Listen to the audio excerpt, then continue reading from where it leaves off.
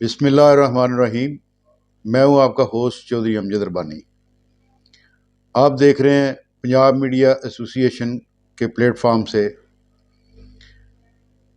इस वक्त Punjab media association और पाकिस्तान मीडिया एसोसिएशन पूरे पाकिस्तान में वर्किंग कर रहा है और पाकिस्तान के अलावा इस वक्त जो बाहर के ममालिक हैं उसमें इंग्लैंड जो है वो सर फहरिस्त है, जिसमें हमारे इंग्लैंड के सदर जनाब यावर हुसैन साहब काबिल सताइश हैं। वो काबिल तहसीन है कि उन्होंने जिस तरह इस तंजीम को यूके में खड़ा किया, और उसके साथ साथ सगीर रामे साहब हैं, वो भी इंग्लैंड में हैं।